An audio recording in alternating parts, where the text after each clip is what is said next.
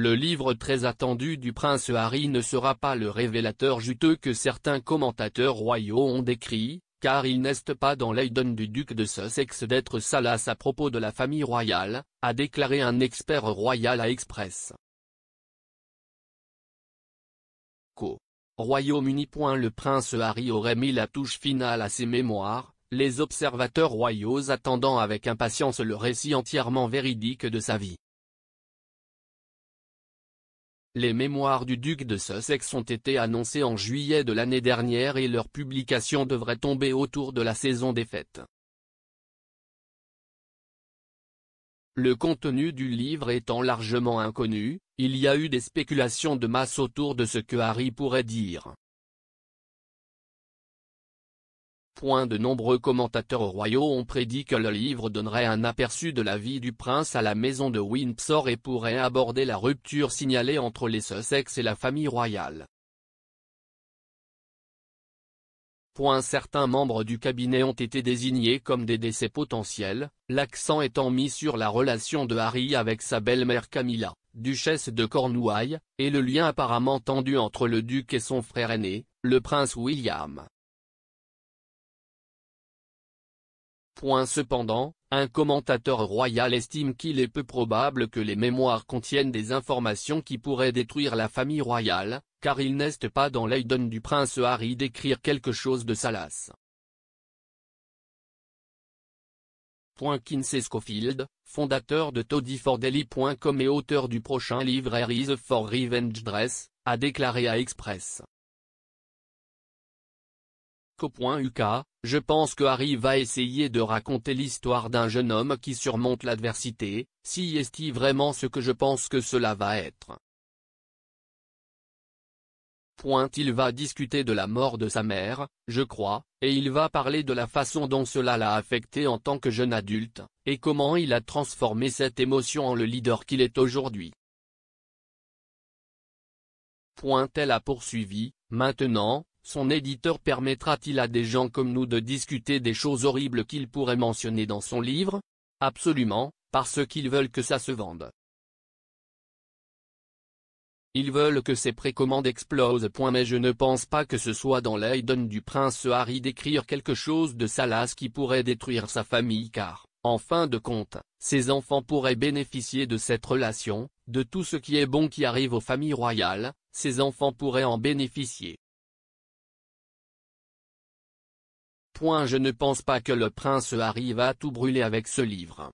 Je pense qu'il va utiliser ce livre pour s'élever.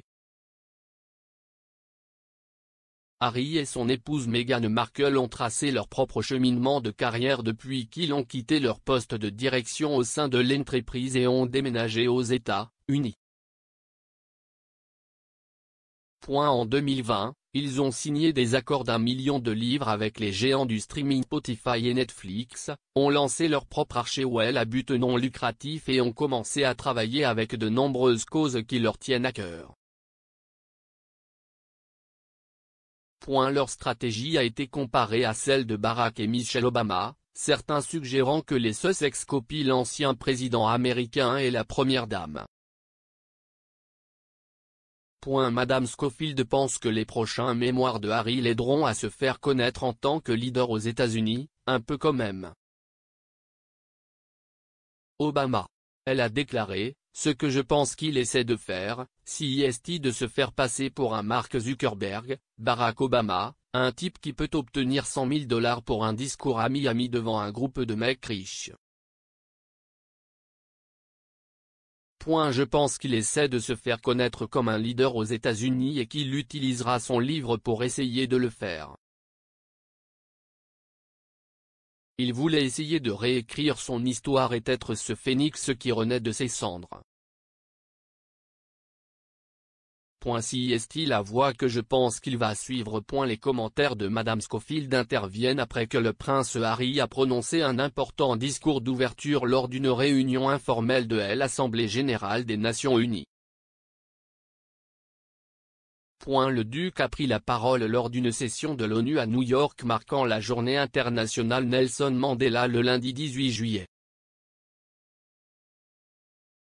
Dans une vidéo publiée sur sa chaîne YouTube, Monsieur Sean a déclaré « Harry s'exprimait récemment aux Nations Unies à New York pour, disons, un public réduit. Les gens proches de Harry ici au Royaume-Uni ont été choqués par le style et la léthargie avec lesquels Harry prononçait ce discours. Les gens étaient inquiets, y compris le duc et la duchesse de Cambridge. Mais, selon une très bonne source, il y avait une bonne raison derrière cela. » L'expert royal a expliqué, apparemment, Harry a suivi une formation médiatique sélective. Si est-il là qu'on lui montrerait comment émouvoir et faire passer l'histoire sans faire d'histoire. Selon la source, Harry et Meghan aimeraient se mettre sur le circuit de la parole. Pour entrer dans le circuit, il y a eu des tests et des auditions d'agence, même si vous êtes un ancien membre actif de la famille royale. Sean a déclaré que le style du discours de Harry à l'ONU était une tentative de redéfinir la façon dont il veut être représenté et apparaître sur scène. Selon un expert en langage corporel, Harry semblait moins confiant que d'habitude pendant le discours, mais un moment précis l'a vu devenir plus à l'aise. S'exprimant au nom de Slingo, Darren Stanton a déclaré « Harry a semblé nerveux dès le départ. Bien qu'il ne soit pas vraiment un orateur accompli, il a toujours beaucoup de confiance pour s'adresser à un grand nombre de personnes. Cependant, cela ne semblait pas être l'une de ces occasions. » Harry a dépeint des signaux de détresse qui dénotaient son malaise sur scène et comment il se sentait légèrement dépassé par la situation. Il a poursuivi, nous avons vu Harry se détendre lorsqu'il parlait de sa mère, la princesse Diana, dans son discours. Malgré le décès de Diana il y a de nombreuses années, il est compréhensible qu'il affecte toujours beaucoup Harry à ce jour et nous avons vu un énorme changement émotionnel en lui. Il est devenu moins agité pendant qu'il parlait.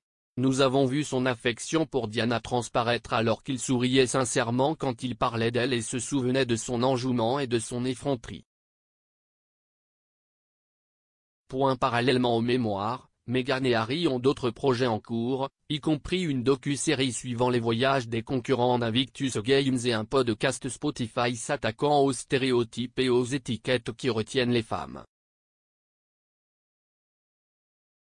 Alors que le livre de Harry devrait sortir plus tard cette année, le podcast de Meghan Archetype devrait être lancé cet été.